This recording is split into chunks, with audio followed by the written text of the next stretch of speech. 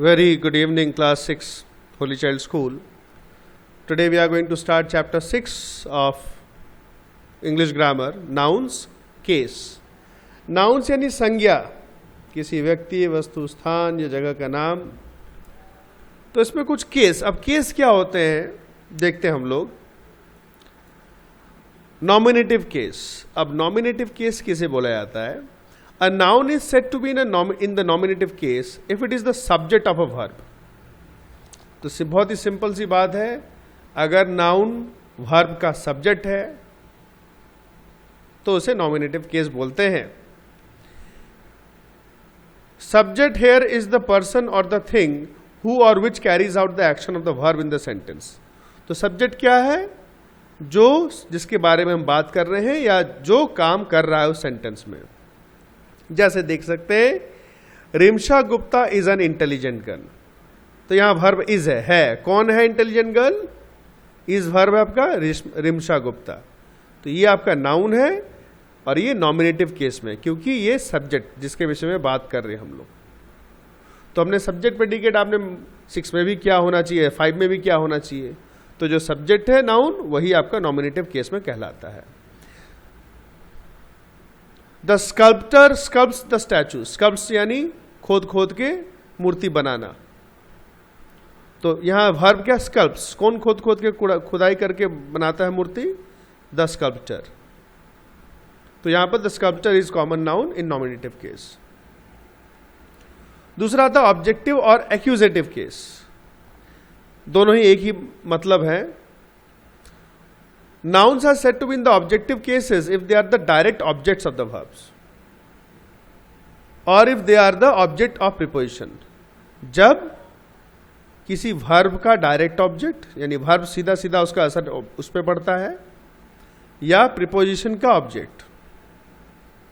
Direct object is the person or the thing upon whom or upon which the action of the verb is carried out. Direct object क्या है? सीधा सीधा जो verb यानी जो काम हो रहा है वो सीधा सीधा उसके ऊपर डिपेंड करता है. जैसे कि हम देखते हैं, आई मेट योर फादर. बहुत ध्यान से सुनना बेटा, एक बार ही तो बार बार सुनना, बार बार देखना. आप कोई दिक्कत नहीं है, आप कितनी बार भी देख सकते हो आप. ये आई मेट योर फादर, तो इसको अगर हम अलग अलग करें तो इसमें पहली बात तो वर्ब आता है मेट. मेट होता है मीट का पास्ट टेंस. मेट यानी मिले पास्ट टेंस में. तो कौन मिला? आई, मैं मिला. तो आई तो हो गया सब्जेक्ट. तो इसमें आई हो गया आपका नॉमिनेटिव केस में. ठीक है, जो पहला वाला नॉमिनेटिव केस में. लेकिन यहां तो हम ऑब्जेक्टिव केस के बारे में बात कर रहे हैं. तो मेट. अब भाई मेट यानी मिले. किससे मिले? पापा से मिले. तो फादर हो गई इसका डायरेक्ट ऑब्जेक्ट जिससे वर्ब के साथ सीधा रिश्ता है.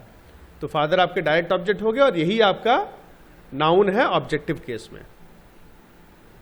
ठीक है, your father is in the objective case और योर भी साथ में जुड़ेगा आपका. The sellers sell onions. विक्रेता प्याज बेच रहे हैं. वर्ब क्या है इसमें? सेल.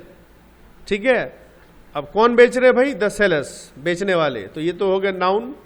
सब्जेक्ट ऑब्जेक्ट आपका नॉमिनेटिव केस में. अब सेल मतलब बेचना. क्या बेच रहे हैं? ऑनियंस, प्याज बेच रहे हैं. तो ये हो गया इसका डायरेक्ट ऑब्जेक्ट. सेल का direct object onions. Onions is in objective case. फिर आते हैं हम लोग possessive case. Possessive यानी a noun is said to be in possessive case if it denotes possession or ownership. यानी किसका है, कोई चीज किसका है. possession यानी किसके पास है, किसका है, या owner कौन है, मालिक कौन है. A noun or pronoun is in the possessive case is governed by the noun that it follows. तो possessive case के बाद noun या noun होता है इसके बाद, जिसको बुझाता है वो किसका है. जैसे कि Amrit's handbag is on the chair. ठीक है, तो भाई नाउन क्या इसमें? हैंडबैग है, चेयर भी है. लेकिन चेयर को छोड़ के ये हैंडबैग. हैंडबैग किसका है? अमृत का है. तो हैंडबैग का ओनर कौन है? ओनरशिप या पोजीशन किसके पास है? ये हैंडबैग अमृत के पास है. तो अमृत्स, हिंदी में बोलते हैं अमृत का हैंडबैग. या अपॉस्ट्रोफी एस लगने से ही बन जाता है, हिंदी में बोलते का. अगर नहीं लाएंगे apostrophe S, Amrit handbag. Amrit handbag. Apostrophe S मतलब अमृत का हैंडबैग चेयर पर है. So Amrit handbag means the bag possessed by Amrit. Amrit के पास जो बैग है वो बैग के बारे में बात कर रहे हैं. तो ये अपॉस्ट्रोफी एस लगाया जाता है पॉसेसिव के लिए, ये कॉमा ऊपर लगाते हैं, इसको बोलते हैं अपॉस्ट्रोफी, और ये एस जोड़ा जाता है। तो ये अपॉस्ट्रोफी का एक नियम बताते हैं बेटा आपको, ये नीचे है, बताएंगे। The dog bit the cat's पॉ, कुत्ते ने बिल्ली का पंजा में काट दिया। किसका पाव, किसका पंजा? कैट्स, बिल्ली का पंजा। The cat's paw means paw belonging to the cat. ना हम कैसे बनाते हैं, how to found the positive case, कैसे बनाते हैं? देखो मैंने अभी बताया कि अपॉस्ट्रोफी एस लगाते हैं। अब ये अपॉस्ट्रोफी एस लगाने के नियम है, हम लोग क्या प्लस एड अपॉस्ट्रोफी एस लिखा हो ना, ये अपॉस्ट्रोफी प्लस एस, यानी ये ऊपर जो कॉमा और एस लगाते हैं। अब if the noun is plural, अगर नाउन प्लूरल है और ऑलरेडी एंड्स इन एस, अगर प्लूरल है या पहले से एस है उसमें, तो just add an apostrophe after the S. पहले से, अगर ध्यान रखना, प्लूरल अगर है, सिंगुलर नहीं, अगर प्लूरल बुझाता है यानी एक से ज्यादा और उसमें एस है, तो आपका बाद में अपॉस्ट्रोफी लगे। जैसे इसमें the room of the girls, girls यानी बहुत सारी लड़कियां, द गर्ल्स रूम, किसका रूम बुझा रहे इसमें? लड़कियों का रूम, तो हम लिखेंगे द गर्ल्स रूम, इसके बाद apostrophe. The car of John, किसका कार है? जॉन का, तो इसमें तो एस है नहीं, सिंगुलर है ये। अगर सिंगुलर है तो अपॉस्ट्रोफी एस लगा के हम लिखेंगे जॉन्स कार, यानी जॉन का कार। और कुछ कुछ प्लूरल होते हैं जिसमें एस नहीं होता है, जैसे चाइल्ड का प्लूरल होता है चिल्ड्रन, तो वहां चिल्ड्रन में हम अपॉस्ट्रोफी लगाने के बाद एस लगाएंगे। प्लूरल जिसमें एस होगा तो हम बाद में लगाएंगे।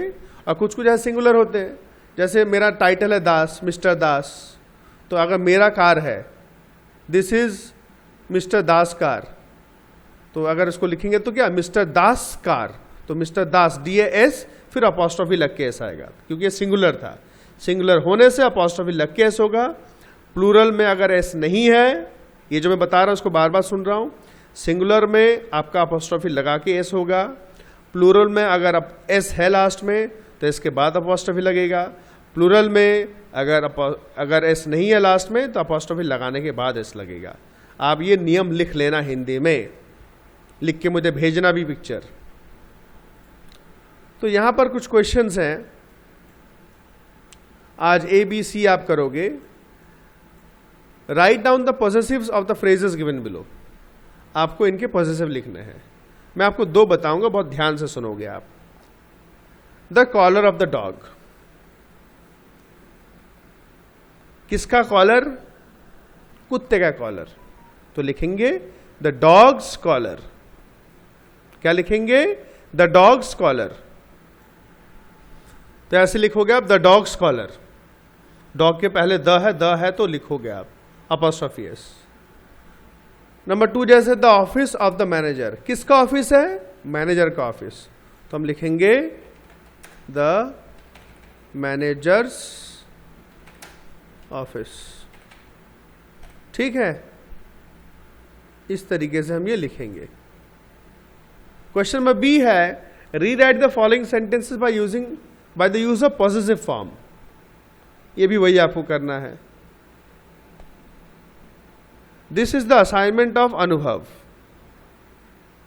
किसका असाइनमेंट है? असाइनमेंट यानी काम जो दिया था स्कूल में, इसको हम लिखेंगे, पूरा सेंटेंस लिखेंगे, दिस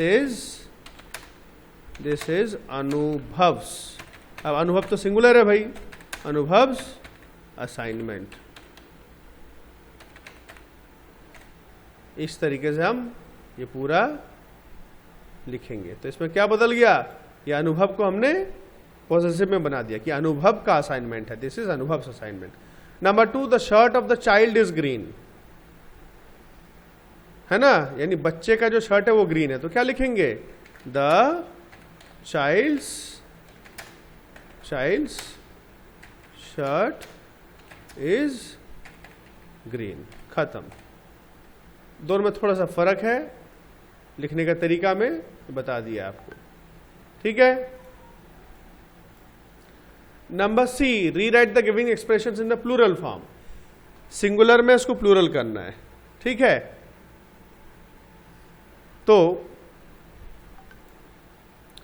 जैसे कि माय आंट्स में, ये सब सिंगुलर में है, तो इसमें आंट है आपका नाउन, तो आंट का प्लूरल होता है आंट्स। ठीक है, पहले देखोगे नाउन क्या है, आंट है, तो आंट का प्लूरल आंट्स होता है, तो इसमें हो जाएगा माई AUNTS, ये होगा प्लूरल, प्लूरल में एस होने से उसके बाद आएगा अपॉस्ट्रोफी, माई आंट्स मैंशंस। मैंशंस बड़े बड़े कोठी को बोलते हैं, बिल्डिंग को बोलते हैं।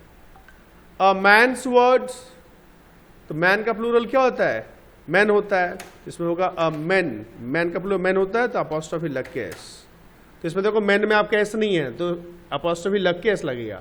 आंट्स में आपका अपॉस्ट्रोफी था, एस था, उसके बाद आएगा। हाँ, तो इसमें लेकिन जब प्लूरल हो जाएगा तो अ नहीं आएगा, तो एक बुझाता है, मेंस वर्ड्स, ठीक है ना, प्लूरल में अ नहीं आएगा। तो ABC आप बढ़िया से करोगे, कॉपी में करोगे सारे, और कॉपी में जब करोगे क्वेश्चन लिख के करना पड़ेगा बेटा आपको, नहीं तो चेक करने में बहुत असुविधा होगा। सो क्वेश्चन लिख के आप करके भेजना हमको। Thank you very much.